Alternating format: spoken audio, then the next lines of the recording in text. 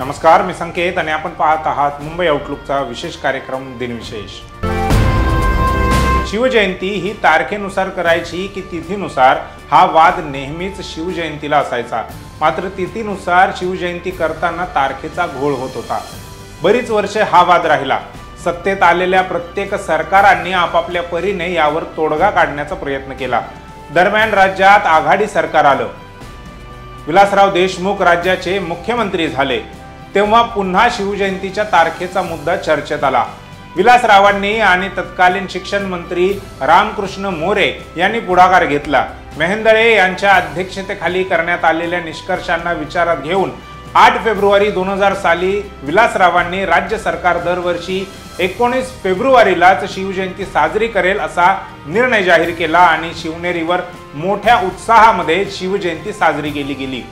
त्या वर्षीपासून प्रत्येक 19 फेब्रुवारीला राज्याचे मुख्यमंत्री शिवनेरी किल्ल्यावर शिवजयंती साजरी करतात।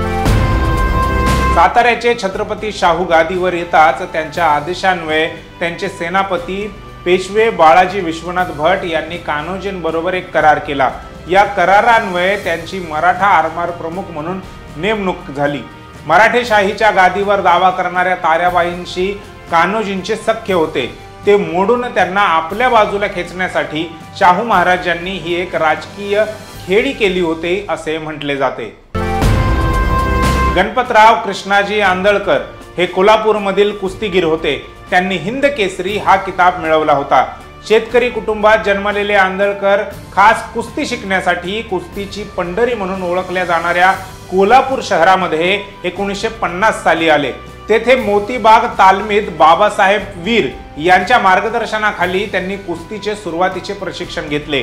1960 मध्ये पंजाबच्या खडक सिंग या मल्लाला आसमान दाखवून त्यांनी हिंद केसरीची गदा मिळवली। 1962 मध्ये इंडोनेशियामध्ये झालेल्या आशियाई क्रीडा स्पर्धेत आंदळकरांनी ग्रीको रोमन कुस्ती प्रकारात सुवर्ण पदक तर फ्रीस्टाईल कुस्ती प्रकारामध्ये रौप्य पदक मिळवले। 1964 मध्ये टोकियो जपान येथे झालेल्या ऑलिम्पिक क्रीडा स्पर्धेत आंदळकर सहभागी झाले होते। तेथे त्यांनी चौथ्या फेरीपर्यंत धडक मारली। त्यांचे कांस्य पद थोडक्यातच हुकले। जगजीत सिंग हे सर्वात लोकप्रिय गझल गायकांपैकी एक आहेत। त्यांचे संगीत खूप मधुर आहे आणि त्यांचा आवाज संगीतात सुंदर मिसळतो। शुद्ध उर्दू जाणणाऱ्यांची मालमत्ता मानल्या जाणाऱ्या नवाबांच्या आणि नर्तकांच्या जगात गाजणाऱ्या आणि कवींनी त्यांच्या मेळाव्यात ज्यांचे कौतुक केले त्या गझल सामान्य माणसांपर्यंत पोहोचवण्याचे श्रेय जर कोणाला द्यायचे असेल तर ते जगजीत सिंग यांचे नाव समोर येते। त्यांच्या गझलांनी उर्दू कवितेचे ज्ञान कमी असलेल्यांमध्ये केवळ त्याची समजच वाढवली नाही तर त्यांना गालिब, मीर, मजाज, जोश आणि फिराक यांसारख्या कवींचीही ओळख करून दिली। जगजीत सिंग यांना 2003 मध्ये भारत सरकारने कला क्षेत्रातील पद्मभूषण पुरस्काराने सन्मानित केले।